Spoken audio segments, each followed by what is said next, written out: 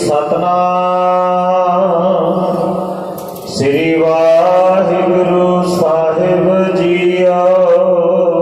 ये शरीरा मेरे इस जग में आए क्या तुझ कर्म कमाया। धन श्री गुरु अमरदास पातशाह जी ने अज साडे मन नूं ना अपनी बुकड़ विच बिठा लिया, बड़े प्यार नाल उन्होंने सवाल करते हैं, शरीरा हे मेरे शरीर, अपने शरीर को मन को कहते तू पुछ, तू जिस दिन का आया दुनिया ते की कीता है। गुरु कृपा करके पुछते हैं। दास ने पहला बेनती की है कि कोई भी कंपनी जो कोई चीज़ बनाती है, वस्तु बनाती है, वो अपना नाम लिख देती है, मोहर ला देती है अपनी। ये शरीर भी तो किसी ने बनाया, किसी ने साजे है, किसी ने पैदा किया है। इनू रचन वाले ने उन्हें अपनी मोहर नहीं लाई। पर सानू इस गल का ज्ञान तो है ना कि इन्हें बनाया किने, साजिया किने, शरीर को किने घड़िया, किने सिंगारिया, किने बनाया। गुरु ने सानू इन्नी समझ सानू बख्शी है। बाकी दियां जिहड़ियां जोनां ने वो तो भोग जोनां ने, उन्होंने कोई नहीं पता कि सानू किने बनाया, किने पैदा किया है, किने साडी घाड़त घड़ी है, रचना रची है। बाकी जोनां बख्शियां जा सकदियां ने, उन्होंने माफ किया जा सकता है, क्योंकि उन्होंने पता ही नहीं होता भोग जोनां ने। जे असीं भी कल्ले भोगते रह गए तो साडी जोन भी भोगां दे विच ही पै जानी है ना। भोग के दुनिया ते शरीर नूं भोग के, पदार्थां नूं भोग के असीं भी चले जाना है। जिवें दूसरियां जोनियां भोगदियां ने, सतगुरु जी कहंदे वो जोनियां बख्शियां जा सकदियां ने, क्योंकि उन्हां नूं सोझी नहीं, उन्हां नूं पता नहीं। अकाल पुरख वाहिगुरु ने मनुख नूं पैदा किया, शरीर बनाया, अमोलक शरीर बना के कोई मोहर नहीं लाई, इहदे उत्ते नाम नहीं लिखिया अपना कि मैं बनाया। बड़ा दयालु है वो अकाल पुरख वाहिगुरु। बाकी तो कोई छोटी मोटी चीज़ भी बना दिंदा, उहदे उत्ते मोहर ला दिंदा। पर सतगुरु गुरु सानू उपदेश दिंदा है। पातशाह कहते ने परमात्मा ने मोहर नहीं लाई, वो ते नहीं चाहता कोई जपे या ना जपे, पर तेरा भी तो कोई फर्ज बनता है ना। तैनू तो एक सोझी बख्शी है परमात्मा ने, तेरे वास्ते तू तो अपने मन दे विच मोहर लाउणी सी। रब मोहर दा भुखा नहीं कि कोई मेरे गुण गावे, ये जाने कि मैं इहनूं पैदा किया है। गुरु कहता रब नहीं भुखा, पर तेरी मंजिल है वो परमात्मा नूं मिलना, परमात्मा नाल भेद होना, उहदे विच लीन होना, उहदे गुण गाउणे, ये तेरी मंजिल है। अब बाकी के जिहड़े तू काम करदा है ये मंजिल नहीं है, तो रस्ते के पड़ाव ने। बाकी तो चीज़ां रस्ते दीयां ने।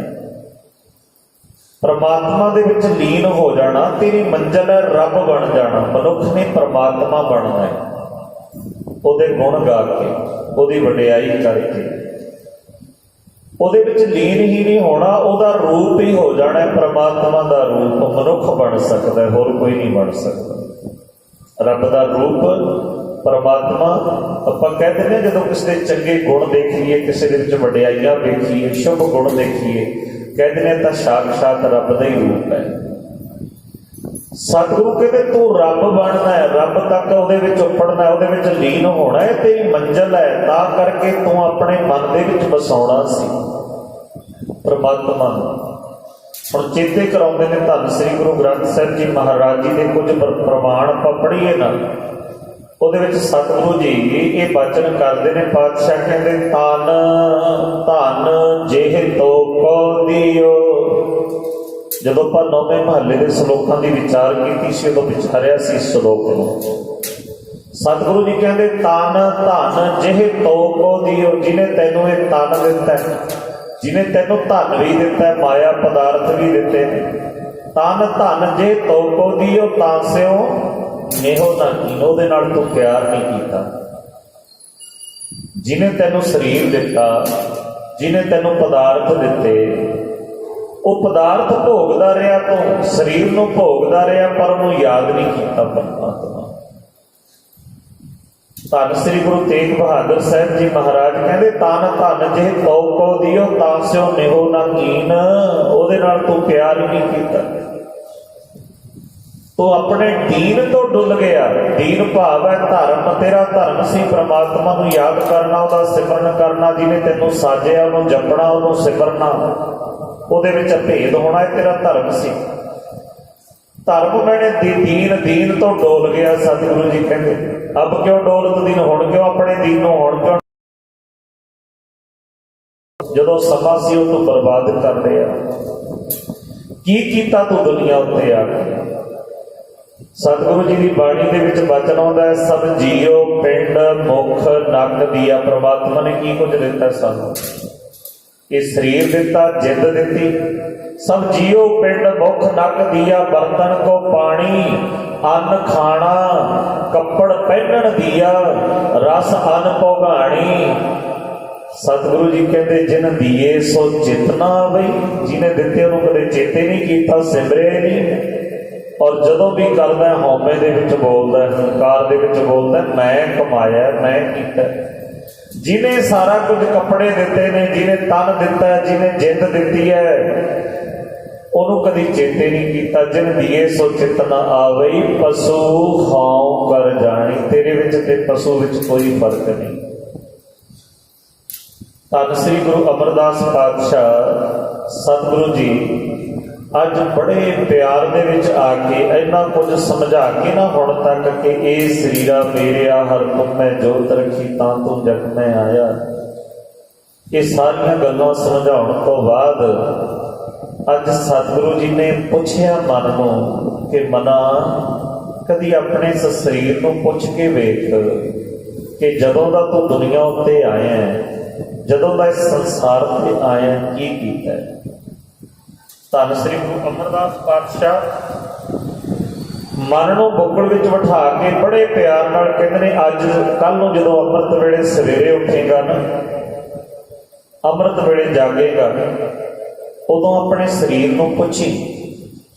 ਕੀ ਪੁੱਛਣਾ? ਇਹ ਸਰੀਰਾ ਮੇਰੇ ਆ, ਇਸ ਜਗ ਮੈਂ ਆਏ ਕੈ ਕਿਆ ਤੁਧ ਕਰਮ ਕਮਾਇਆ। ਆਪਾਂ ਜਿੰਨੇ ਹਰ ਰੋਜ਼ ਅੱਜ 35 ਦਿਨ ਹੋ ਗਏ ਸਾਨੂੰ ਜੁੜਦਿਆਂ ਨੂੰ, ਕੱਲ ਨੂੰ ਆਪਾਂ ਵੀ ਪੁੱਛਿਓ ਸਾਰੇ ਜਣੇ ਆਪਣੇ ਸਰੀਰ ਮਨ ਦੇ ਕੋਲ, ਇਸ ਸਰੀਰ ਦੇ ਕੋਲੋਂ ਪੁੱਛਿਓ ਸਵੇਰੇ ਅੰਮ੍ਰਿਤ ਵੇਲੇ ਜਾ ਕੇ। ਜਦੋਂ ਪੁੱਛੋਗੇ ਦੇਖਿਓ ਕੀ ਜਵਾਬ ਸਾਨੂੰ ਮਿਲਦਾ। ਸਾਨੂੰ ਕਿੰਨਾ ਗੁਰੂ ਦੇ ਕੋਲ ਇਹ ਸਵਾਲ ਨਹੀਂ ਲੈ ਜਾਣਾ, ਅੱਗੇ ਵਧਾ ਦੇਣਾ, ਗੁਰੂ ਦੇ ਨਾਲ ਜੋੜ ਦੇਣਾ। ਧੰਨ ਗੁਰੂ ਅਮਰਦਾਸ ਪਾਤਸ਼ਾਹ ਮਨ ਨੂੰ ਕਹਿੰਦੇ ਪੁੱਛੀ ਤੂੰ ਸਵੇਰੇ ਜਦੋਂ ਉੱਠੇਗਾ ਨਾ, ਐਨ ਇਕਾਂਤ ਹੋਈ, ਇਹ ਮਨ ਆਪਣੇ ਸਰੀਰ ਨੂੰ, ਇਹ ਜਗਿਆਸੂ ਆਪਣੇ ਸਰੀਰ ਨੂੰ ਬੜੇ ਪਿਆਰ ਨਾਲ ਪੁੱਛੀ ਕਿ ਇਹ ਸਰੀਰਾ ਮੇਰੇ ਆ, ਇਸ ਜਗ ਮੈਂ ਆਈ ਹੈ, ਇਸ ਸ੍ਰਿਸ਼ਟੀ ਦੇ ਉੱਤੇ ਆ ਕੇ, ਇਸ ਦੁਨੀਆ ਉੱਤੇ ਆ ਕੇ ਕਿਆ ਤੁਧ ਕਰਮ ਕਮਾਇਆ। ਤੂੰ ਕੀ ਕਰਮ ਕੀਤਾ, ਕਿਹੜਾ ਕੰਮ ਕੀਤਾ ਤੇ ਦੁਨੀਆ ਤੇ ਆ ਕੇ? ਤਾਂ ਕੋਈ ਚੰਗਾ ਕਰਮ ਕੀਤਾ, ਕੋਈ ਕਰਮ ਕੀਤਾ ਦੁਨੀਆ ਤੇ ਆ ਕੇ? ਜਗਿਆਸੂ ਗਿਆ, ਅੰਮ੍ਰਿਤ ਵੇਲੇ ਉੱਠਿਆ, ਗੁਰੂ ਦਾ ਹੁਕਮ ਮੰਨ ਕੇ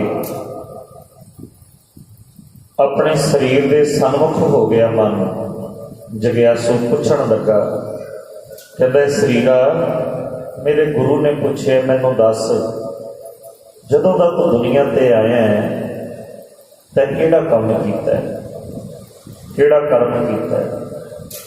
ਸਰੀਰ ਕਹਿੰਦਾ ਬੜੇ ਕੰਮ ਕੀਤੇ ਨੇ, ਕਿੰਨੇ ਕੁ ਗਿਣਿਆਵਾਂ।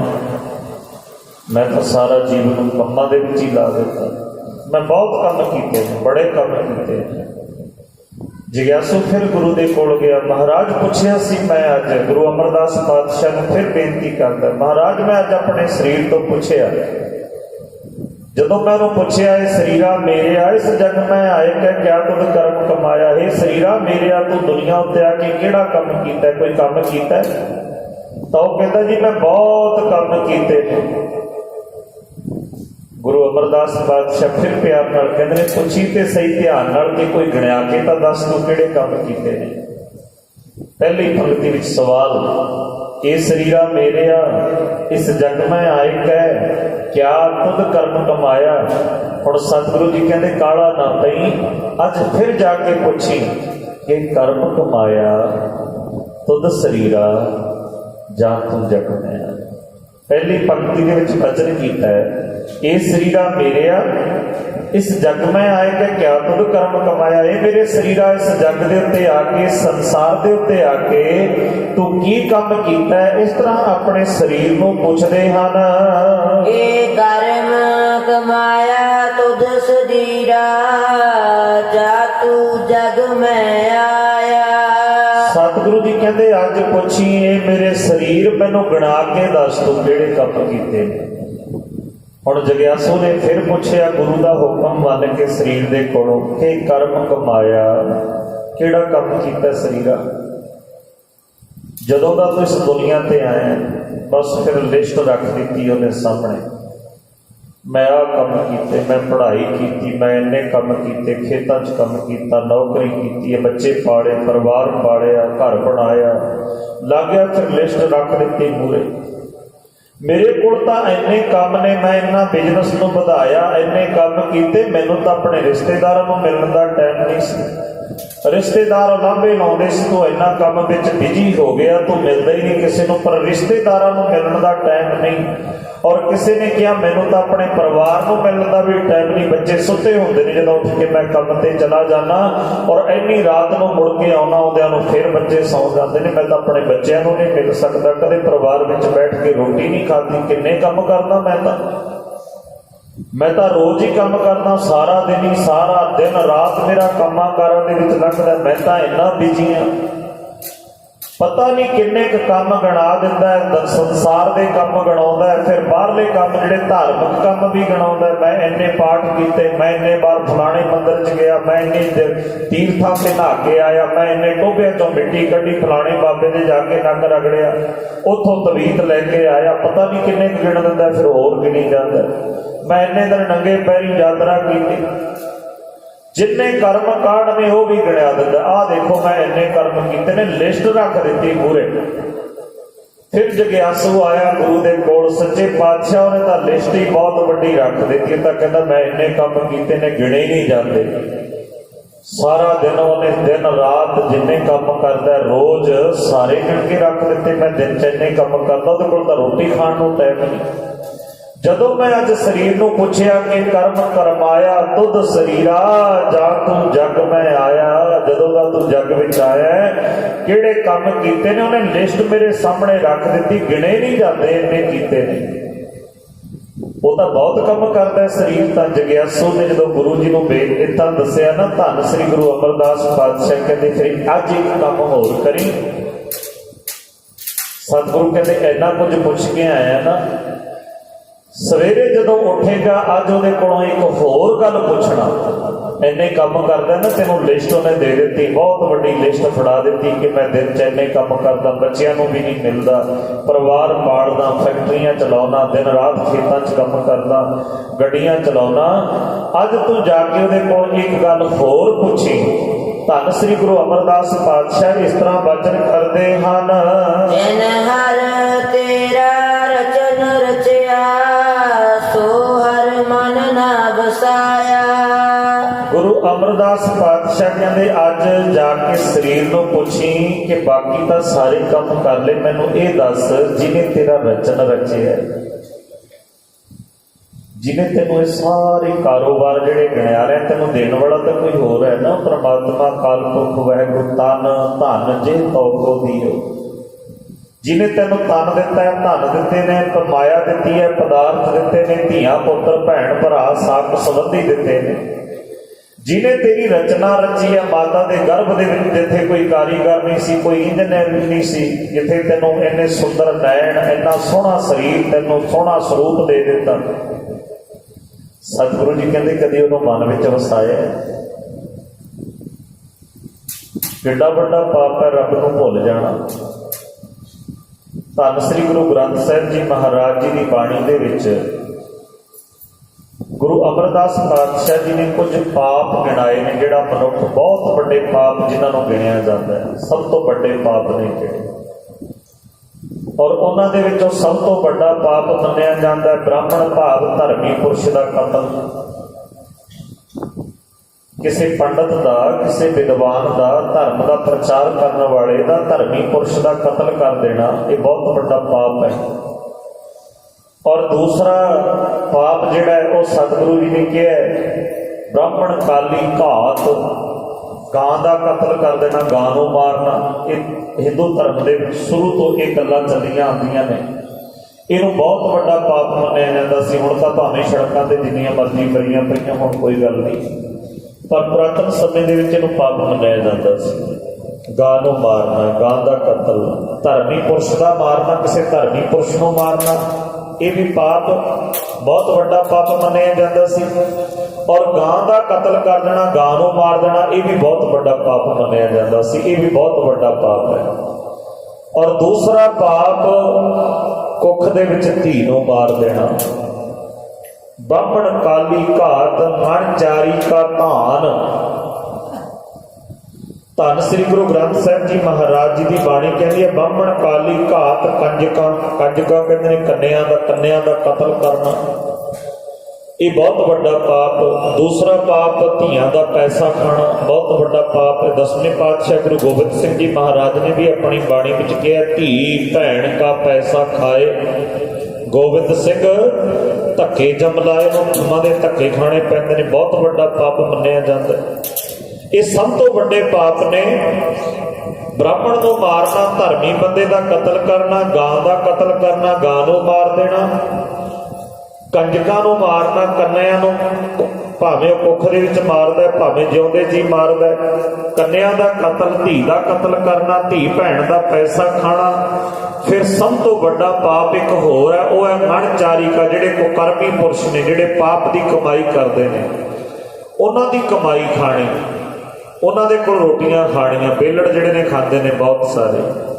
ਜਿਹੜੇ ਪਾਪ ਦੀ ਕਮਾਈ ਕਰਦੇ ਨੇ ਉਹਨਾਂ ਦੇ ਕੋਲੋਂ ਭੋਜਨ ਖਾਣਾ, ਇਹ ਵੀ ਪਾਪ ਮੰਨਿਆ। ਇਸ ਲਈ ਗੁਰੂ ਨਾਨਕ ਪਾਤਸ਼ਾਹ ਨੇ ਮਲਕ ਭਾਗੋ ਦੀਆਂ ਪੂੜੀਆਂ ਨਹੀਂ ਖਾਧੀਆਂ, ਤੇਰੀਆਂ ਰੋਟੀਆਂ ਵਿੱਚ ਪਾਪ ਹੈ, ਤੂੰ ਪਾਪ ਦੀ ਕਮਾਈ ਕਰਦਾ ਇਕੱਠੀ। ਇਹ ਸਾਰੀ ਚੀਜ਼ਾਂ ਨੂੰ ਪਾਪ ਮੰਨਿਆ ਜਾਂਦਾ ਹੈ। ਬ੍ਰਾਹਮਣ ਕੈਲੀ ਘਾਤ ਕੰਜਕਾਂ ਮਨਚਾਰੀ ਕਾ ਧਾਨ। ਸਤਿਗੁਰੂ ਜੀ ਕਹਿੰਦੇ ਫਿਟਕ ਫਿਟਕਾ ਕੋੜ ਵਧੀਆ, ਸਾਰੇ ਪਾਪ ਮੰਨੇ ਨੇ। ਇਹਨਾਂ ਨੂੰ ਸਾਰਿਆਂ ਨੂੰ ਪਾਪ ਮੰਨਿਆ। ਇਹ ਪਾਪ ਕਦੀ ਉਤਰਦੇ ਨਹੀਂ। ਪਰ ਇਸ ਤੋਂ ਵੀ ਜ਼ਿਆਦਾ ਵੱਡਾ ਪਾਪ ਹੈ, ਸਤਿਗੁਰੂ ਜੀ ਕਹਿੰਦੇ ਨਾਮ ਨੂੰ, ਪਰਮਾਤਮਾ ਨੂੰ ਜਿਹਨੇ ਪੈਦਾ ਕੀਤਾ ਉਹਨੂੰ ਭੁੱਲ ਜਾਣਾ।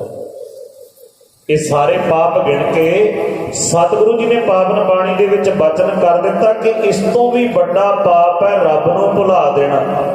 ਜਿਨ ਹਰ ਤੇਰਾ ਰਚਨ ਰਚਿਆ ਉਹਨੂੰ ਭੁਲਾ ਦੇਣਾ, ਇਹ ਬਹੁਤ, ਉਸ ਤੋਂ ਵੀ ਵੱਡਾ ਪਾਪ ਹੈ। ਕਦੀ ਉਹਨੂੰ ਯਾਦ ਕੀਤਾ ਜਿਹਨੇ ਤੈਨੂੰ ਰਚਿਆ? ਸਤਿਗੁਰੂ ਜੀ ਬਾਣੀ ਦੇ ਵਿੱਚ ਕਹਿੰਦੇ ਨੇ ਜਿਨ ਹਰ ਤੇਰਾ ਰਚਨ ਰਚਿਆ। ਇਹ ਮਨ, ਅੱਜ ਤੂੰ ਸਰੀਰ ਨੂੰ ਇਹ ਪੁੱਛੀ ਕਿ ਜਿਹਨੇ ਤੇਰਾ ਰਚਨ ਰਚਿਆ, ਮਾਤਾ ਦੇ ਗਰਭ ਦੇ ਵਿੱਚ ਤੈਨੂੰ ਸਜਾਇਆ, ਬਣਾਇਆ, ਸਿੰਗਾਰਿਆ, ਦੁਨੀਆ ਤੇ ਭੇਜਿਆ, ਉਹਨੂੰ ਕਦੀ ਯਾਦ ਕੀਤਾ? ਜਿਨ ਹਰ ਤੇਰਾ ਰਚਨ ਰਚਿਆ ਸੋ ਹਰ ਮਨ ਨਾ ਵਸਾਇਆ। ਉਸ ਹਰੀ ਨੂੰ ਕਦੇ ਮਨ ਚ ਨਹੀਂ ਵਸਾਇਆ। ਜਿਹਨੇ ਤੇਰੀ ਘਾੜ ਘੜੀ ਹੈ, ਜਿਹਨੇ ਤੈਨੂੰ ਸੁੰਦਰ ਬਣਾਇਆ, ਰਚਿਆ, ਔਰ ਰਚ ਕੇ ਫਿਰ ਤੈਨੂੰ ਪਦਾਰਥ ਦਿੱਤੇ ਨੇ, ਤੇਰੇ ਅੰਦਰ ਆਪਣੀ ਜਿੰਦ ਟਿਕਾਈ ਹੈ, ਆਪਣੇ ਆਪ ਨੂੰ ਟਿਕਾਇਆ, ਉਹਨੂੰ ਯਾਦ ਨਹੀਂ ਕੀਤਾ। ਉਹਨੂੰ ਨਹੀਂ ਸਿਮਰਿਆ। ਤੈਨੂੰ ਸਿਮਰਨਾ ਚਾਹੀਦਾ ਸੀ, ਕਿਉਂਕਿ ਤੂੰ ਉਹਦੇ ਤੱਕ ਪਹੁੰਚਣਾ ਹੈ, ਉਹਦੇ ਵਿੱਚ ਲੀਨ ਹੋਣਾ ਹੈ। ਸਤਿਗੁਰੂ ਜੀ ਕਹਿੰਦੇ ਤੂੰ ਪਰਮਾਤਮਾ ਬਣਨਾ, ਉਹਨੂੰ ਤੂੰ ਯਾਦ ਨਹੀਂ ਕਰ ਰਿਹਾ। ਜਿਹਦੇ ਵਿੱਚ ਜਿਹੜੀ ਤੇਰੀ ਮੰਜ਼ਿਲ ਹੈ ਉਹਨੂੰ ਕਦੀ ਯਾਦ ਨਹੀਂ ਕੀਤਾ। ਅੱਜ ਆਪਾਂ ਸੰਤ ਸੰਗ ਜੀ ਉਸ ਮੰਜ਼ਿਲ ਤੇ ਪਹੁੰਚੇ ਹੋਏ ਆ ਜਿੱਥੋਂ ਅਗਲਾ ਕਦਮ ਜਿਹੜਾ ਸੱਚਖੰਡ ਦੇ ਵਿੱਚ ਜਾਂਦਾ ਹੈ, ਭਾਵ ਪਰਮਾਤਮਾ ਬਣਾ ਦਿੰਦਾ, ਰੱਬ ਬਣਾ ਦਿੰਦਾ ਬੰਦੇ ਨੂੰ। ਅਗਲਾ ਕਦਮ ਸਾਡਾ ਰੱਬ ਬਣਨਾ ਹੈ। ਇੱਥੋਂ ਪੈਰ ਤਿਲਕ ਜਾਏ, ਇੱਥੋਂ ਕਦਮ ਪਿੱਛੇ ਰੱਖ ਲਈਏ, ਫਿਰ ਭਟਕਣਾ ਸ਼ੁਰੂ ਹੋ ਜਾਂਦੀ ਹੈ 84 ਲੱਖ ਜੁਨਾਂ ਦੀ। ਇਸ ਤੋਂ ਅਗਲਾ ਕਦਮ ਸਹੀ, ਜੇ ਅਸੀਂ ਆਪਣੀ ਮੰਜ਼ਿਲ ਦਾ ਧਿਆਨ ਰੱਖੀਏ ਤਾਂ ਸਤਿਗੁਰੂ ਜੀ ਕਹਿੰਦੇ ਰੱਬ ਬਣਨਾ ਹੈ, ਪਰਮਾਤਮਾ ਬਣਨਾ ਹੈ। ਕੌਣ ਬਣਦੇ ਨੇ? ਉਹ ਭਾਗਾਂ ਵਾਲੇ ਬਣਦੇ ਨੇ ਜਿਹੜੇ ਇਸ ਮਨੁੱਖਾ ਜੀਵਨ ਦੇ ਵਿੱਚ ਜਿਹਨੇ ਰਚਿਆ ਉਹਨੂੰ ਯਾਦ ਕਰਦੇ ਨੇ, ਚੇਤੇ ਕਰਦੇ ਨੇ, ਉਹ ਰੱਬ ਬਣ ਜਾਂਦੇ ਨੇ, ਪਰਮਾਤਮਾ ਬਣ ਜਾਂਦੇ ਨੇ। ਇਹ ਆਮ ਗੱਲਾਂ ਨਹੀਂ। ਗੁਰੂ ਗ੍ਰੰਥ ਸਾਹਿਬ ਜੀ ਮਹਾਰਾਜ ਜੀ ਦੀ ਬਾਣੀ ਕਹਿੰਦੀ ਹੈ ਜਿਨ ਹਰ ਜਪਿਆ ਸੇ ਹਰ ਹੋਏ। ਉਹ ਹਰੀ ਹੋ ਗਏ, ਪਰਮਾਤਮਾ ਬਣ ਗਏ ਜਿਨ੍ਹਾਂ ਨੇ ਜਪਿਆ। जिन्हों ने याद किया है, जिस सरीर अकाल पुरख वाहिगुरू ने शरीर की रचना रची है, पदार्थ दिते ने, तन धन दिता है, जिन्हें जियो पिंड मुख नक दिया सारा कुछ दिता है। जिहड़े उन्होंने याद करते उन्होंने जपते जपते परमात्मा दे विच लीन हो जाते हैं, उसका रूप बन जाते हैं, रब ही बन जाते हैं, वो हरी बन जाते हैं। उन्होंने परमात्मा के बराबर पूजया जाता है। जिन्हों ने जपिया, जिन्होंने सिमरिया, जिन हर जपिया से हर होए, वो हरी का रूप बन गए, हरीए बन गए। उन्होंने ते परमात्मा में कोई फर्क ही नहीं रह गया। जपिया संत बाबा अतर सिंह जी ने कितनी तपस्या, कितना सिमरन, कितने जाप किए और कितनी सेवा स्थान बनाए ने। बाबा अतर सिंह जी का जाप कोई इदा का जाप नहीं सी कि भोरिया के विच बैठ के उन्होंने जाप किया। उन्होंने सेवा ते सिमरन को दोनों को नाल लेके चले। संसार को ज्ञान देना, विद्या देनी, वध तो वध विद्या देनी। उस टाइम कौन पढ़ाता सी इत्थे विद्या? साडा सब तो पछड़िया होया इलाका सी, जिथे कलगीधर पातशाह ने थापड़ा दे के बाबा अतर सिंह जी को भेजा, जाओ विद्या का दान, धर्म का प्रचार करो। इस इलाके दे विच, जंगली इलाके दे विच आके बाबा जी ने अकाल डिग्री कॉलेज खोले, विद्यालय चलाए, विद्या का दान दिता, नाम नाल जुड़े, आप जुड़े ते होरां नूं जोड़े। और वो किते जाके समाधियां ला के भोरियां विच अपने आप नूं गड्ढ के नहीं सी बैठ गए। साडे विच विचरदे होए, सानूं नाल जोड़दे होए, भावें वो धारना नाल जोड़दे सी, भावें सेवा करदे, सिमरन कराउंदे सी, भावें तुरे जांदे वाहिगुरू वाहिगुरू जपदे सी ते नाल होरां नूं जपाउंदे सी। हरि दा रूप ही हो गए। परमात्मा दे विच उन्हां दे विच कोई फर्क ही नहीं रह गया। क्योंकि सतगुरु जी कहते हैं ये आम साड़ियां तुहाड़ियां गल्लां नहीं। भावें अजकल जिहड़ा भी उठदा वो कहंदा जी कोई संत ही नहीं। कितना बड़ा पाप है, कितना बड़ा झूठ बोली जाते हैं। सतगुरु जी बाणी विच कहते हैं परमात्मा दे रब दे प्यारे संत हन, पर हन बिरले बिरले। ये भी कह लेना कि बहुत ने संत, सारी संत ने, ये भी बहुत बड़ा झूठ है। तो ये भी कह देना कि संत है ही नहीं कोई, ये भी बहुत बड़ा पाप है, ये भी झूठ है। इस तो बड़ा झूठ भी कोई नहीं, क्योंकि उन्होंने सिर से, ब्रह्म ज्ञानियों के सिर के उत्ते ये सारा संसार चल रहा है। हन वो बिरले ने, पर यह कह देना चार किताबां पढ़ के नहीं जी कोई संत नहीं होंदा, कोई ब्रह्म ज्ञानी नहीं होंदा। सतगुरु जी कहते वो रब दे प्यारे हन, वो जप जप के हरी का रूप ही हो जाते हैं। जिहड़े जपते ने ना, जिहड़े सिमरते ने किनों, जिन्हें साडा रचन रचिया। जिन हर तेरा रचन रचिया, सो हर मन ना वसाया। उन्होंने तो मन नहीं वसाया, मन विच नहीं वसाया। और जिन्हों ने जपिया, सतगुरु जी कहते वो हरि का रूप हो जाते हैं। जिन हर तेरा रचन रचिया, सो हर मन ना वसाया। उन्होंने तो अपने मन विच नहीं वसाया। कितना बड़ा पाप है उन्होंने भुल जाना, रब नूं भुल जाना। सारे पापां तो वड्डा पाप, भावें वह वड्डा पाप गुरमत दे विच भी ते होर ग्रंथां दे विच भी धार्मिक मनुख की मौत उहदा कतल पाप मन्निया जाता है। और साध संगत जी गऊ का कतल पाप मन्निया जाता है। और धी भैन का पैसा खाना, धियां का कतल पाप मन्निया जाता है। और अणचारी का कुकर्मी पुरुष जिहड़े माड़े ने, जिन्हां दी किरत कमाई भैड़ी है पापां दी, उन्हां दी कमाई खानी पाप मन्निया जाता है। ये बहुत बड़े पाप ने। पर सतगुरु जी कहते इन्हां सारे पापां तो वड्डा पाप है रब नूं भुल जाना। और सतगुरु कहते वो तो कीता नहीं, परमात्मा नूं चेते नहीं कद कीता। जिन हर तेरा रचन रचिया, सो हर मन ना वसाया। तू ते बहुत बड़ा पापी है। उस हरि नूं, परमात्मा नूं, जिन्हें तेरा रचन रचिया है, तेनों साजिया है, माता दे गर्भ दे विच तेरी प्रतिपालना कीती है, तेनों सवारिया है, तेनों संसार ते लिआंदा है, तेरे वास्ते रिजक पैदा कीता है, उन्होंने तू याद नहीं कीता, उन्होंने तू सिमरिया नहीं है। गुर प्रसादी हर मन वसिया, पूर्व लिखिया पाया। सतगुरु गुरु अमरदास पातशाह कहते जदों ये सारे बचन बलास हो गए, जग्यासू ने बेनती की सच्चे पातशाह उन्होंने किवें सिमरिया जाएगा, वो साडे मन विच किवें बसे। वो मोहर जिहड़ी परमात्मा ने आप नहीं लाई, असीं लाउणी अपने मन दे विच, वो किवें लगे कि असीं परमात्मा दे साजे हुए हाँ, उहदे रचे हुए हाँ। ਉਹ ਸਾਡੇ ਅੰਦਰ ਸਤਿਗੁਰੂ ਕਹਿੰਦੇ ਉਹਨੂੰ ਮਨ 'ਚ ਮੋਹਰ ਲਾਉਣੀ ਹੈ, ਬਾਹਰ ਨਹੀਂ। ਕਿਉਂਕਿ ਬਾਕੀ ਵਸਤੂਆਂ ਤੇ ਤਾਂ ਬਾਹਰ ਲਿਖਿਆ ਹੁੰਦਾ ਨੇ ਕਿ ਫਲਾਣੀ ਕੰਪਨੀ ਨੇ ਇਹਨੂੰ ਬਣਾਇਆ। ਜਿਹਨੇ ਤੈਨੂੰ ਰਚਿਆ ਉਹਦੀ ਮੋਹਰ ਤੇਰੇ ਅੰਦਰ ਲੱਗਣੀ ਚਾਹੀਦੀ ਸੀ। ਉਹ ਕਿਵੇਂ ਲੱਗੇਗੀ ਜੀ? ਬੇਨਤੀ ਕੀਤੀ ਗੁਰੂ ਦੇ ਚਰਨਾਂ ਵਿੱਚ, ਸੱਚੇ ਪਾਤਸ਼ਾਹ ਕਿਰਪਾ ਕਰਕੇ ਤੁਸੀਂ ਦੱਸੋ ਉਹ ਮੋਹਰ ਕਿਵੇਂ ਲੱਗੇ? ਸਤਿਗੁਰੂ ਜੀ ਕਹਿੰਦੇ ਗੁਰ ਪ੍ਰਸਾਦੀ, ਗੁਰੂ ਦੀ ਕਿਰਪਾ ਦੇ ਨਾਲ, ਉਹਦੀ ਕਿਰਪਾ ਦੇ ਨਾਲ ਉਹ ਹਰੀ, ਉਹ ਪਰਮਾਤਮਾ, ਉਹ ਰਾਮ, ਜਿਹਨੂੰ ਲੋਕ ਅੱਲਾ ਕਹਿੰਦੇ ਨੇ, ਪਤਾ ਨਹੀਂ ਕਿੰਨੇ ਕੁ ਨਾਮ ਨੇ ਉਹਦੇ, ਜਿਹਨੂੰ ਆਪਾਂ ਸਾਰੇ ਕਹਿੰਦੇ ਆ ਅਚਰਜ ਕਰਨ ਵਾਲਾ ਵਾਹਿਗੁਰੂ, ਜਿਹਨੂੰ ਸਤਿਗੁਰੂ ਜੀ ਨੇ ਵਾਹਿਗੁਰੂ ਕਹਿ ਕੇ ਸੰਬੋਧਨ ਕੀਤਾ। ਉਹ ਕਿਵੇਂ ਮਨ ਵਿੱਚ ਵਸਦਾ ਹੈ? ਸਤਿਗੁਰੂ ਜੀ ਕਹਿੰਦੇ ਗੁਰੂ ਦੀ ਕਿਰਪਾ ਦੇ ਨਾਲ। ਗੁਰ ਪ੍ਰਸਾਦੀ ਹਰ ਮਨ ਵਸਿਆ, ਵਾਹਿਗੁਰੂ ਮਨ ਵਿੱਚ ਵਸ ਜਾਂਦਾ ਹੈ। ਜਿਹਨੇ ਰਚਿਆ ਸਾਨੂੰ, ਜਿਹਨੇ ਸਾਜਿਆ ਸਾਨੂੰ, ਜਿਹਨੇ ਪੈਦਾ ਕੀਤਾ, ਜਿਹਨੇ ਰਿਜ਼ਕ ਦਿੱਤਾ, ਜਿਹੜਾ ਸਾਰੀ ਸ੍ਰਿਸ਼ਟੀ ਨੂੰ ਪਾਲਦਾ, ਜਿਹੜਾ ਸਵਾਸ ਸਵਾਸ ਸੰਭਾਲਦਾ, ਉਹ ਮਨ ਵਿੱਚ ਉਦੋਂ ਵਸਦਾ ਜਦੋਂ ਗੁਰੂ ਦੀ ਕਿਰਪਾ ਹੋ ਜਾਏ, ਜਿਹੜੇ ਗੁਰੂ ਦੇ ਹੋ ਜਾਣ। ਸੋ ਆਪ ਸੰਗਤਾਂ ਨੂੰ ਪਹਿਲਾਂ ਹੀ ਬੇਨਤੀ ਕੀਤੀ ਜਾ ਰਹੀ ਹੈ ਨਾ ਕਿ ਖੰਡੇ ਵਾਟੇ ਦਾ ਅੰਮ੍ਰਿਤ ਛਕਾਇਆ ਜਾਣਾ ਹੈ, ਗੁਰੂ ਦੇ ਨਾਲ ਜੁੜਨਾ ਅਸੀਂ ਸਾਰਿਆਂ ਨੇ। ਸੋ ਆਪਣੇ ਆਪਣੇ ਨਾਮ ਜ਼ਰੂਰ ਲਿਖਾਇਓ, ਬੇਨਤੀ ਕਈ ਦਿਨਾਂ ਤੋਂ ਕਰ ਰਹੇ ਹਾਂ। ਸਤਿਗੁਰੂ ਜੀ ਕਹਿੰਦੇ ਗੁਰੂ ਦੀ ਕਿਰਪਾ ਦੇ ਨਾਲ ਹਰੀ ਮਨ ਵਿੱਚ ਵਸਦਾ ਪਰਮਾਤਮਾ। ਗੁਰ ਪ੍ਰਸਾਦੀ ਹਰ ਮਨ ਵਸਿਆ, ਪੂਰਬ ਲਿਖਿਆ ਪਾਇਆ। ਗੁਰੂ ਕਿਵੇਂ ਮਿਲਦਾ ਜੀ? ਆਪਾਂ ਸਤ ਸੰਗਤ ਦੇ ਵਿੱਚ ਆਇਆ, ਗੁਰੂ ਦੀ ਗੋਦ ਵਿੱਚ ਬੈਠੇ ਆ, ਇਹ ਮਿਲਾਪ ਕਿਵੇਂ ਪ੍ਰਾਪਤ ਹੁੰਦਾ? ਇਹ ਵੀ ਐਵੇਂ ਨਹੀਂ ਹੋ ਗਿਆ ਕਿ ਅਸੀਂ ਸੋਚੀਏ ਕਿ ਅਸੀਂ ਉੱਠ ਕੇ ਆ ਗਏ ਗੁਰੂ ਦੇ ਦਰ ਤੇ, ਬਸ ਸਵੇਰੇ ਉੱਠੇ, ਜਲਦੀ ਇਸ਼ਨਾਨ ਕੀਤਾ, ਚੱਲ ਕੇ ਆ ਗਏ ਗੁਰਦੁਆਰੇ।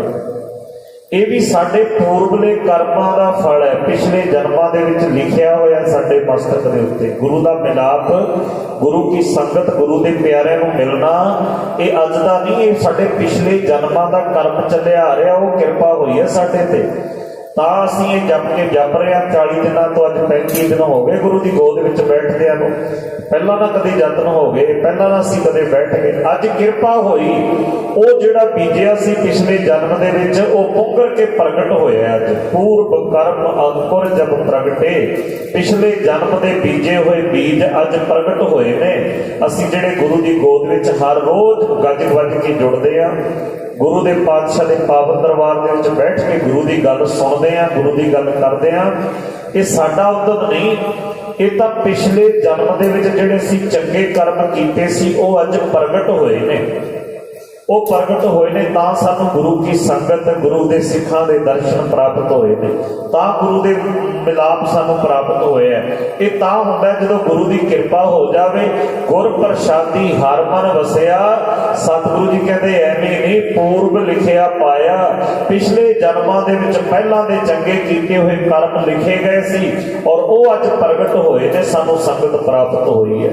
ਉਹ ਪ੍ਰਗਟ ਹੋਏ ਨੇ ਤਾਂ ਅਸੀਂ ਗੁਰੂ ਦੀ ਗੋਦ ਵਿੱਚ ਬੈਠ ਕੇ ਉਹਨੂੰ ਸਿਮਰ ਰਹੇ ਹਾਂ। ਉਹ ਪ੍ਰਗਟ ਹੋਏ ਨੇ ਤਾਂ ਅਸੀਂ ਉਹਦੀ ਕਥਾ ਵਿਚਾਰ ਕਰ ਰਹੇ ਨਹੀਂ। ਸਾਡੇ ਵੱਸ ਦੀ ਗੱਲ ਕਿੱਥੇ ਸੀ? ਅਸੀਂ ਗੁਰੂ ਦੀ ਗੋਦ ਵਿੱਚ ਆ ਕੇ ਬੈਠ ਜਾਂਦੇ, ਅਸੀਂ ਉਹਦੀ ਕੋਈ ਕਥਾ ਕਹਾਣੀ ਕਰ ਲੈਂਦੇ। ਸਤਿਗੁਰੂ ਜੀ ਕਹਿੰਦੇ ਇਹ ਪੂਰਬਲੇ ਬੀਜੇ ਹੋਏ ਕਰਮ, ਪੂਰਬ ਕਰਮ ਅੰਕੁਰ ਜਬ ਪ੍ਰਗਟੇ, ਭੇਟਿਓ ਪੁਰਖ ਰਸ ਕਬੈ ਰਾਗੀ। ਉਦੋਂ ਤਾਂ ਬੀਜਿਆ ਹੋਇਆ ਅੱਜ ਪ੍ਰਗਟ ਹੋਇਆ, ਪੂਰਬ ਲਿਖਿਆ ਅਸੀਂ ਪਾ ਰਹੇ ਹਾਂ। ਇਹ ਸਾਨੂੰ ਫਲ ਸਾਡੀ ਝੋਲੀ ਦੇ ਵਿੱਚ ਗੁਰੂ ਨੇ ਕਿਰਪਾ ਕਰਕੇ ਪਾ ਦਿੱਤਾ ਹੈ। ਨਾਨਕ ਇਹੋ ਸਰੀਰ ਪ੍ਰਵਾਨ ਹੋਆ, ਜਨ ਸਤਿਗੁਰ ਸਿਉ ਚਿਤ ਲਾਇਆ। ਸਤਿਗੁਰੂ ਜੀ ਕਹਿੰਦੇ ਇਹ ਜਿਹੜਾ ਮਨੁੱਖਾ ਸਰੀਰ ਹੈ, ਕਹੈ ਨਾਨਕ, ਗੁਰੂ ਅਮਰਦਾਸ ਪਾਤਸ਼ਾਹ ਕਹਿੰਦੇ ਕਹੈ ਨਾਨਕ ਇਹੋ ਸਰੀਰ ਪ੍ਰਵਾਨ ਹੋਆ। ਨਹੀਂ ਤੇ ਪ੍ਰਵਾਨ ਨਹੀਂ ਹੁੰਦਾ ਜੇ ਗੁਰੂ ਦੀ ਕਿਰਪਾ ਨਾ ਹੋਵੇ, ਜੇ ਸਿਮਰੀਏ ਨਾ। ਫਿਰ ਇਹ ਸਰੀਰ ਤਾਂ ਉਹ ਦੂਸਰੀਆਂ ਭੋਗ ਜੂਨੀਆਂ ਦੀ ਤਰ੍ਹਾਂ, ਜਿਵੇਂ ਦੂਜੀਆਂ ਜੂਨਾਂ ਭੋਗ ਕੇ ਚਲੀਆਂ ਜਾਂਦੀਆਂ ਨੇ, ਮਨੁੱਖਾ ਸਰੀਰ ਵੀ ਭੋਗ ਕੇ ਚਲਾ ਗਿਆ। ਜੇ ਨਾਮ ਹੀ ਜਪਿਆ, ਸੰਗਤ ਨਹੀਂ ਕੀਤੀ, ਸਿਮਰਨ ਨਹੀਂ ਕੀਤਾ, ਜੇ ਉਸ ਪਿਆਰੇ ਨੂੰ ਜਿਹਨੇ ਸਾਨੂੰ ਰਚਿਆ, ਜਿਹਨੇ ਸਾਨੂੰ ਸਾਜਿਆ ਨੂੰ ਯਾਦ ਹੀ ਨਹੀਂ ਕੀਤਾ, ਤੇ ਅਸੀਂ ਤਾਂ ਫਿਰ ਬਲਦਾਂ ਦੀ ਤਰ੍ਹਾਂ, ਪਸ਼ੂਆਂ ਦੀ ਤਰ੍ਹਾਂ ਜੂਨੀਆਂ ਭੋਗ ਕੇ ਚਲੇ ਜਾਵਾਂਗੇ। ਸਤਿਗੁਰੂ ਜੀ ਕਹਿੰਦੇ ਉਹਨਾਂ ਦੀ ਤਰ੍ਹਾਂ ਅਸੀਂ ਤਾਂ ਭੋਗ ਜੂਨੀ ਭੋਗ ਕੇ ਚਲੇ ਜਾਂਦੇ ਆ। ਫਿਰ ਜੇ ਪਰਮਾਤਮਾ ਨੂੰ ਚੇਤੇ ਨਾ ਕੀਤਾ, ਹੋਰ ਜੂਨੀਆਂ ਜਿਵੇਂ ਜਾਂਦੀਆਂ ਨੇ ਸੰਸਾਰ ਤੋਂ, ਉਹਨਾਂ ਨੂੰ ਤੇ ਸੋਚੀ ਨਹੀਂ। ਸਤਿਗੁਰੂ ਜੀ ਕਹਿੰਦੇ ਤੈਨੂੰ ਤੇ ਸੋਝੀ ਹੈ ਕਿ ਤੈਨੂੰ ਕਿਸੇ ਨੇ ਰਚਿਆ, ਤੈਨੂੰ ਸਾਜਿਆ, ਤੈਨੂੰ ਸਾਜ ਕੇ ਦੁਨੀਆ ਤੇ ਭੇਜਿਆ। ਇਸ ਲਈ ਗੁਰੂ ਦੀ ਸ਼ਰਨ ਵਿੱਚ ਆ, ਤੇਰੇ ਤੇ ਗੁਰੂ ਦੀ ਕਿਰਪਾ ਹੋ ਜਾਏ, ਤੈਨੂੰ ਮਿਲਾ ਦੇਵੇ ਉਸ ਪਿਆਰੇ ਪ੍ਰੀਤਮ ਦੇ ਨਾਲ, ਤੇਰੇ ਪਿਛਲੇ ਕੀਤੇ ਹੋਏ ਕਰਮ ਪ੍ਰਗਟ ਹੋ ਜਾਣ। ਸਤਿਗੁਰੂ ਜੀ ਕਹਿੰਦੇ ਕਹਿ ਨਾਨਕ ਇਹੋ ਸਰੀਰ ਪ੍ਰਵਾਨ ਹੋਆ। ਤੇਰਾ ਇਹ ਸਰੀਰ ਪ੍ਰਵਾਨ ਕਿਵੇਂ ਹੋਏਗਾ? ਜਦੋਂ ਸਾਡੇ ਮਨ ਦੇ ਵਿੱਚ ਸਤਿਗੁਰੂ ਜੀ ਕਹਿੰਦੇ ਜਿਨ ਸਤਿਗੁਰ ਸਿਉ ਚਿੱਤ ਲਾਇਆ, ਚਿੱਤ ਲਾਉਣਾ ਹੈ ਗੁਰੂ ਦੇ ਚਰਨਾਂ ਦੇ ਨਾਲ। ਅਸੀਂ ਬਾਣੀ ਕਈ ਵਾਰ ਨਾ ਜਵਾਨ ਨਾਲ ਪੜ੍ਹਦੇ ਹਾਂ, ਚਿੱਤ ਨਾਲ ਨਹੀਂ, ਸੰਗਤ ਕਰਦੇ ਹਾਂ, ਸਰੀਰ ਕਰਕੇ ਆ ਜਾਂਦੇ ਹਾਂ, ਚਿੱਤ ਨਹੀਂ ਇੱਥੇ ਲੈ ਕੇ ਆਉਂਦੇ। ਸਤਿਗੁਰ ਕਹਿੰਦੇ ਚਿੱਤ ਵੀ ਤੇਰਾ ਇੱਥੇ ਹੋਣਾ ਚਾਹੀਦਾ। ਗੁਰੂ ਦੀ ਬਾਣੀ ਕਿਰਪਾ ਕਰਦੀ ਹੈ, ਬਖਸ਼ਿਸ਼ ਕਰਦੀ ਹੈ। ਜਦੋਂ ਅਸੀਂ ਅੰਦਰੋਂ ਜੁੜੀਏ ਗੁਰੂ ਦੇ ਨਾਲ, ਜੁੜਨ ਨਾਲ ਗੁਰੂ ਨੂੰ ਚਿੱਤ ਅੰਦਰੋਂ ਹਿਰਦੇ ਦੇ ਵਿੱਚੋਂ ਸਿਮਰਨ ਦੇ ਨਾਲ ਪ੍ਰਮਾਤਮਾ ਦੀ ਕਿਰਪਾ ਸਾਡੇ ਉੱਤੇ ਹੁੰਦੀ ਹੈ। ਉਦੋਂ ਦੀ ਰਹਿਮਤ ਹੁੰਦੀ ਹੈ ਜਦੋਂ ਅੰਦਰ ਹੋ ਜਾਏ, ਉਹਦੀ ਕਿਰਪਾ ਹੁੰਦੀ ਹੈ, ਬਖਸ਼ਿਸ਼ ਹੁੰਦੀ ਹੈ। ਕਈ ਵਾਰ ਮਨੁੱਖ ਕਹਿ ਦਿੰਦੇ ਨੇ ਜੀ ਬਾਣੀ ਤੇ ਬਹੁਤ ਪੜ੍ਹਦੇ ਆ, ਕਰਮ ਤੇ ਬੜੇ ਕਰਦੇ ਆ। ਸਤਿਗੁਰੂ ਜੀ ਕਹਿੰਦੇ ਚਿੱਤ ਕਿੱਥੇ ਹੁੰਦਾ ਹੈ? ਤੇਰਾ ਨਮਾਜ਼ ਪੜ੍ਹਨ ਲੱਗਿਆ ਚਿੱਤ ਕਿੱਥੇ ਤੁਰਿਆ ਫਿਰਦਾ ਸੀ? ਤਾਂ ਘੋੜੇ ਖਰੀਦਦਾ ਫਿਰਦਾ ਸੀ। ਔਰ ਇਹੀ ਸਵਾਲ ਸਾਨੂੰ ਹੈ, ਬਾਣੀ ਪੜ੍ਹਦੇ ਆ, ਜਪਜੀ ਸਾਹਿਬ ਪੜ੍ਹਦੇ ਆ, ਤੇਰਾ ਚਿੱਤ ਕਿੱਥੇ ਸੀ? ਸਤ ਸੰਗਤ ਕਰਦੇ ਆ, ਤੇਰਾ ਚਿੱਤ ਕਿੱਥੇ ਸੀ? ਤੂੰ ਵੀ ਆਪਣੇ ਚਿੱਤ ਨੂੰ ਜਿੱਥੇ ਸਰੀਰ ਲੈ ਕੇ ਆਉਣਾ ਹੈ, ਤਨ ਲੈ ਕੇ ਆਉਣਾ, ਮਨ ਨੂੰ ਵੀ ਨਾਲ ਜੋੜਦਾ ਹੈ। ਤਨ ਤੇ ਮਨ ਦੋਨਾਂ ਦੀ ਹਾਜ਼ਰੀ ਚਾਹੀਦੀ ਹੈ। ਹੋਰ ਕਿਸੇ ਫੈਕਟਰੀ 'ਚ ਜਾਣਾ ਹੋਵੇ ਨਾ, ਉੱਥੇ ਇਕੱਲੇ ਸਰੀਰ ਦੀ ਹਾਜ਼ਰੀ ਚੱਲ ਜਾਂਦੀ ਹੈ। ਮਨੁੱਖ ਦਾ ਸਰੀਰ ਪਹੁੰਚ ਗਿਆ, ਦਸਤਖਤ ਕਰ ਦਿੱਤੇ, ਰਜਿਸਟਰ ਦੇ ਉੱਤੇ ਹਾਜ਼ਰੀ ਲੱਗ ਗਈ। ਹੁਣ ਤਾਂ ਅੰਗੂਠੇ ਲੱਗਣ ਲੱਗ ਪਏ, ਫੋਟੋਆਂ ਆ ਜਾਂਦੀਆਂ ਨੇ, ਸਰੀਰ ਆ ਗਿਆ। ਹੁਣ ਮਨ ਦੀ ਤਾਂ ਕੋਈ ਫੋਟੋ ਨਹੀਂ ਖਿੱਚਦਾ ਕਿ ਮਨ ਆਇਆ ਕਿ ਨਹੀਂ ਆਇਆ, ਮਨ ਹਾਜ਼ਰ ਹੋਇਆ ਕਿ ਨਹੀਂ ਹਾਜ਼ਰ ਹੋਇਆ। ਬਾਕੀ ਜਿੰਨੀਆਂ ਫੈਕਟਰੀਆਂ ਨੇ, ਜਿੰਨੇ ਸਥਾਨ ਨੇ, ਉੱਥੇ ਸਰੀਰ ਦੀ ਹਾਜ਼ਰੀ ਲੱਗਦੀ ਹੈ। ਪਰ ਜਿਸ ਦਰ ਤੇ ਆਪਾਂ ਹੁਣ ਸਾਰੇ ਬੈਠੇ ਆ ਨਾ, ਇੱਥੇ ਮਨ ਤੇ ਤਨ ਦੋਨਾਂ ਦੀ ਹਾਜ਼ਰੀ ਲੱਗਦੀ ਹੈ। ਅਸੀਂ ਮਨ ਕਰਕੇ ਇੱਥੇ ਆਇਆ ਕਿ ਨਹੀਂ ਆਏ, ਤਨ ਕਰਕੇ ਤਾਂ ਆ ਕੇ ਸਾਡਾ ਮਨ ਵੀ ਇੱਥੇ ਹਾਜ਼ਰ ਹੋਣਾ ਚਾਹੀਦਾ ਹੈ। ਸਤਿਗੁਰੂ ਜੀ ਕਹਿੰਦੇ ਜਿਨ੍ਹਾਂ ਦੇ ਉੱਤੇ ਗੁਰੂ ਦੀ ਕਿਰਪਾ ਹੋ ਜਾਏ, ਕਹੇ ਨਾਨਕ ਇਹੋ ਸਰੀਰ, ਉਹਨਾਂ ਦਾ ਇਹ ਸਰੀਰ ਜਿਹੜਾ ਪ੍ਰਵਾਨ ਹੋ ਗਿਆ। ਕਿਹਨਾਂ ਦਾ? ਜਿਨ ਸਤਿਗੁਰ ਸਿਉ ਚਿੱਤ ਲਾਇਆ, ਜਿਨ੍ਹਾਂ ਨੇ ਆਪਣਾ ਚਿੱਤ ਸਤਿਗੁਰੂ ਦੇ ਨਾਲ ਜੋੜ ਲਿਆ, ਜਿਹੜੇ ਮਨ ਕਰਕੇ ਗੁਰੂ ਨਾਲ ਜੁੜ ਗਏ, ਇਕੱਲੇ ਤਨ ਕਰਕੇ ਨਹੀਂ। ਸੋ ਸਤ ਸੰਗੀ ਬੜਭਾਗੀ ਹੋ ਤੁਸੀਂ ਜਿਹੜੇ ਅੰਮ੍ਰਿਤ ਵੇਲੇ ਤੋਂ ਮਨ ਤੇ ਤਨ ਕਰਕੇ ਗੁਰੂ ਦੇ ਚਰਨਾਂ ਵਿੱਚ, ਨਾਲ ਧਨ ਕਰਕੇ ਵੀ ਜੁੜਦੇ ਹੋ, ਸੇਵਾ ਵੀ ਕਰਦੇ ਹੋ ਬਹੁਤ ਸਾਰੀ। ਸਤਿਗੁਰ ਕਿਰਪਾ ਕਰਨ, ਸਾਰੀਆਂ ਸੰਗਤਾਂ ਦੇ ਸਿਰ ਤੇ ਇਸੇ ਤਰ੍ਹਾਂ ਮਿਹਰ ਭਰਿਆ ਹੱਥ ਰੱਖਣ, ਇਸੇ ਤਰ੍ਹਾਂ ਆਪਣੇ ਚਰਨਾਂ ਨਾਲ ਜੋੜ ਕੇ ਸਾਡੇ ਮਨਾਂ ਦੇ ਵਿੱਚੋਂ ਈਰਖਾ ਦੁਆਏ ਖਤਮ ਕਰਕੇ ਸਾਨੂੰ ਸਾਰਿਆਂ ਨੂੰ ਆਪਸੀ ਪਿਆਰ ਤੇ ਏਕਤਾ ਸਤਿਗੁਰੂ ਜੀ ਬਖਸ਼ਣ। ਇਹ ਅਰਦਾਸ ਸਾਰੀ ਸੰਗਤ ਕਰਿਆ ਕਰੋ, ਬੇਨਤੀ ਕਰਿਆ ਕਰੋ, ਮਹਾਰਾਜ ਸਾਡੇ ਅੰਦਰੋਂ ਈਰਖਾ ਦੁਆਏ ਖਤਮ ਹੋ ਜਾਏ, ਸਾਡੇ ਪਰਿਵਾਰਾਂ ਦੇ ਵਿੱਚੋਂ ਇਹ ਦੁਬਦਾ ਈਰਖਾ ਝਗੜੇ ਖਤਮ ਹੋ ਜਾਣ, ਸਾਰੇ ਪਰਿਵਾਰਾਂ ਦੇ ਵਿੱਚ, ਸਾਰੇ ਸੰਗਤ ਦੇ ਵਿੱਚ ਸਤਿਗੁਰੂ ਜੀ ਏਕਤਾ ਬਖਸ਼ਣ, ਪੂਰੀ ਕੌਮ ਦੇ ਵਿੱਚ ਸਤਿਗੁਰੂ ਜੀ ਏਕਤਾ ਬਖਸ਼ਿਸ਼ ਕਰਨ। ਇਹ ਅਰਦਾਸ ਆਪਾਂ ਸਾਰਿਆਂ ਨੇ ਗੁਰੂ ਦੇ ਚਰਨਾਂ ਵਿੱਚ ਕਰਨੀ ਹੈ। ਇੰਨੀਆਂ ਕੁ ਬੇਨਤੀਆਂ ਪ੍ਰਵਾਨ ਕਰਨਾ, ਹੋਈਆਂ ਭੁੱਲਾਂ ਚੁੱਕਾਂ ਦੀ ਖਿਮਾ ਬਖਸ਼ਣਾ ਜੀ। ਗੱਜ ਵੱਜ ਕੇ ਫਤਿਹ ਬੁਲਾਓ, ਆਖੋ ਜੀ ਵਾਹਿਗੁਰੂ ਜੀ ਕਾ ਖਾਲਸਾ, ਵਾਹਿਗੁਰੂ ਜੀ ਕੀ ਫਤਿਹ।